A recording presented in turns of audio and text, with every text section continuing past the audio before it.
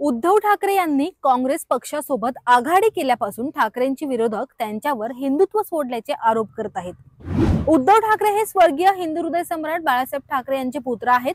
बाळासाहेब ठाकरेंनी वाढवलेली शिवसेना पक्ष त्यांच्या मृत्यूनंतर उद्धव ठाकरे यांच्या हाती आला। मात्र उद्धव ठाकरे तो पक्ष योग्य प्रकारे चालू शकले नाही।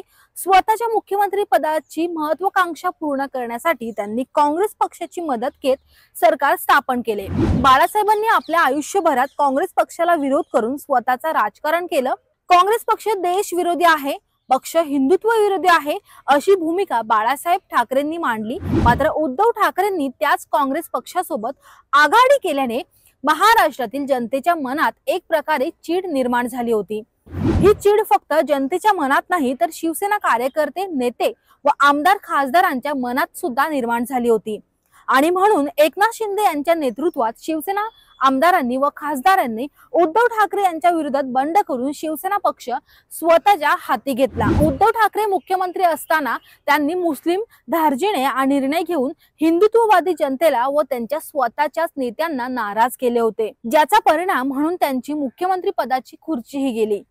पक्ष फुटल्यानंतर उद्धव ठाकरे यांनी मोठ्या प्रमाणावर मुस्लिम धार्जिण धोरण स्वीकारून मुस्लिम मतांसाठी आपला स्टँड बदलला। याच मुद्द्यावरून ठाकरेंच्या विरोधकांनी उद्धव ठाकरेंना चांगलंच ट्रोल सुद्धा केलं।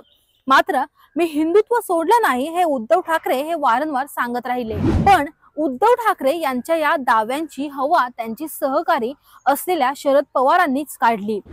उद्धव ठाकरे व काँग्रेस पक्षाची विचारधारा सारखी आहे असं विधान शरद पवारांनी एका मुलाखतीत केलं। आता काँग्रेस पक्षाची विचारधारा ही धर्मनिरपेक्ष कमी आहे आणि मुस्लिम चांगुल चालनाची जास्त आहे हे सांगण्याची वेगळी गरज नाही। हिंदूंना दहशतवादी म्हणणारे काँग्रेसचे नेते महाराष्ट्रातीलच आहेत। हिंदुत्वाचं नुकसान करणारे अनेक निर्णय काँग्रेस पक्षाने त्यांच्या सत्ताकाळात घेतले आहेत। काँग्रेस पक्षाचा हाच हिंदू विरोध त्यांच्या पराभवासाठी नेहमीच कारणीभूत ठरतो आणि अशा काँग्रेस पक्षासोबत शरद पवारांनी उद्धव ठाकरे यांचे थेट वैचारिक संबंध जोडल्याने उद्धव ठाकरे यांच्यावर मोठ्या प्रमाणात टीका होत आहे। हिंदुत्वाच्या मुद्द्यावरून महाराष्ट्रातील जनता काँग्रेस पक्षावर नाराज असून उद्धव ठाकरे सुद्धा काँग्रेसच्या विचारधारेवर चालत आहेत हे माहित पडताच महाराष्ट्रातून नकारात्मक प्रतिक्रिया उमटत आहेत। उद्धव ठाकरे यांनी खरंच काँग्रेस पक्षाची विचारधारा स्वीकारली असेल तर ठाकरेंना भविष्यातील राजकारण जड जाणार एवढे निश्चित आहे। उद्धव ठाकरे यांनी काँग्रेस पक्षाची विचारधारा स्वीकारणे याबद्दल तुम्हाला काय वाटतं त्या मला कमेंट्स मध्ये नक्की सांगा। ही माहिती तुम्हाला आवडली असेल तर व्हिडिओला लाईक करा आणि आमच्या चॅनलला सबस्क्राइब करायला विसरू नका।